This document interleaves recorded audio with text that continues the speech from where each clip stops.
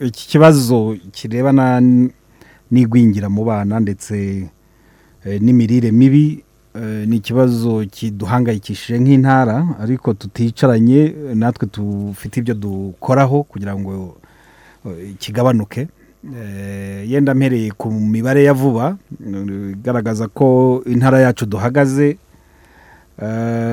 mu mwaka wa 2020 ku rwego rw'intara twari dufite ubushakashatsi bwakozwe bwitwa DHS bwagaragazaga ko nk'intara dufite abana bagera kuri 39.6 bafite ikibazo cy'imirire mibi ndetse n'igwingira. Ariko kuva icyo gihe byaradukanguye dufata ingamba zituma iki kibazo rwose kigabanuka. Mu mwaka wa 2023 mu cyumweru cyahariwe ubuzima bw'umubyeyi n'umwana ubushakashatsi bwakozwe icyo gihe bwagaragaje ko hari intambwe yari yaratewe nubwo itageraga aho twifuza.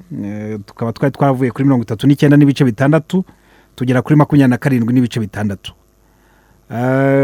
Mwaka ushize warangiye ubushakashatsi bugaragaza ko turi kuri 24%, ibintu bitari bishimishije kuko intego yari uko NST1 yagombaga kurangira nk'igihugu twese turi munsi ya 19%. Byatumye wenda no ku rwego rw'igihugu intego itagerwaho kuko ku rwego rw'igihugu byarangiye bwo igipimo ari 20.4. Ubu rero twatangiye icyerekezo cya kabiri NST2. Ubonye ko wagavana wenda kugira ngo abantu babyumve neza kuba nta kibazo gihari twagombye kuba turi kuri kangahe?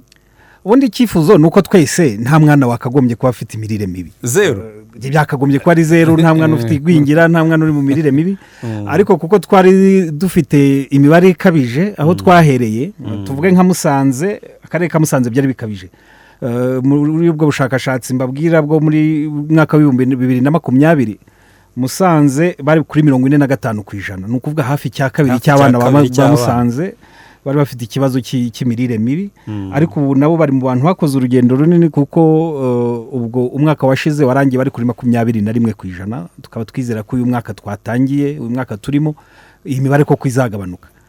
Warumbaje rero kubirebana n'imibare muri NST1 twumvaga ko byibuze nk'igihugu tuvuye kuri iyo mibare miremire twakagombye kuba turi kuri 19%. Ariko kuko twabonye ko bishoboka nubwo tutabigezeho uko twabyifuzaga, ariko birashoboka twese tubigizemo uruhare, ndaza kubigarukaho. Muri NST2 noneho twiyemeje ko noneho muri imyaka 5 iri imbere twaba turi munsi ya 15%. Munsi ya 15%. Niyo ntego kandi turabibona ingufu turimo dushyiramo nk'intara kwiyi mibare koko tuzayigeraho. Hari ingamba zafashwe rero kugira ngo ibyo koko tubigereho. Hari ingamba navuga nk'urwego rw'igihugu, ariko ndaza kugaruka ku mwihariko w'intara yacu. Ku rwego rw'igihugu hari nk'amarerero ECDs zifasha ku buryo umwana uri munsi y'igihe cyo gutangira ishuri atangira kubona bwa burere bihereye ku myaka yo hasi, ariko akabona uburere anabona n'indyo koko yuzuye, aba ari umwanya wo kugira ngo nibirebana n'imikurire ye nabyo bikurikiranwe. Icya kabiri, hari gahunda yo gushyiraho igikoni cy'umudugudu. Iki gikoni gikoreshwa nk'ishuri, ababyeyi buri cyumweru bakagira uko bahura bakigiraho guteka indyo yuzuye, kandi ibubona ko bitanga umusaruro. Ababyeyi bamwe iyo nkurikiranye nko mu turere twa Burera usanga bamwe batunguwe bati se burya twezaga imboga burya zifite akamaro gutya, ugasanga bazihingaga ariko ntibazi kuzitegura koko. Ikindi navuga ni uburyo bwashyizweho bwo gushishikariza ababyeyi kwipimisha kwa muganga igihe batwite, kugira ngo umwana muri ya minsi 1000 bashe gukurikiranwa koko agisamwa kandi bamenye ko nta bibazo koko afite kuva yasama kugeza umwana avutse. Indi ngamba ihari ni ugupima abana bose bari munsi y'imyaka 5 bagapimwa ku buryo buhoraho, kugira ngo nugize ibibazo abe yatabarwa hakiri kare no kumukurikirana byoroshye. Waba atangiye kujya mu mirire mibi afashwe hakiri kare amazi atararenga inkombe. ikindi rero ni ugushyiramo abafatanyabikorwa kuko inzego za leta yego ubuyobozi bw'ibanze tufitemo uruhare ariko ntitwabyigezaho twese, niyo mpamvu dufite abafatanyabikorwa nka CRADO mwahoze muvuga, nka World Vision mwahoze muvuga, kugira ngo iki kibazo kibashe gukemuka. Mu ntara yacu y'amajyaruguru rero ngarutseho ku by'umwihariko twaramanje turavuga tutari ko iki kibazo intara y'amajyaruguru turi intara tuvuga ko ari ikigega cy'igihugu, tureza n'ejo bundi twari mu mwiherero w'abayobozi b'intara twayikoreye mu karere ka Gicumbi muri weekend yashize, turongera turisuzuma turavuga ikibazo kiri gupfira he, ko igwingira kurwanya igwingira n'imirire mibi mu ntara yacu twabigize priority number 1. Nicyo kintu cya mbere kigomba kuza imbere mu rugamba dufite. Ariko birapfira he ko tweza twakoze, yemwe twaranasuzumye na gahunda ya gira inka, umuhigo twari twihaye mu myaka 7 ishize twasanze twarageze ku 135%, twararengeje imibare twari twihaye. Ariko se amatava muri iyi gahunda iyo adufasha iki, bimeze bite, bipfira he? No twavuze ngo reka turebe ibibazo by'ingenzi bituma iki kibazo kidakemuka, hanyuma dushingire naho ngaho, yego turwane n'imibare dufite aka kanya, ariko turebe no gukemura ikibazo mu buryo burambye.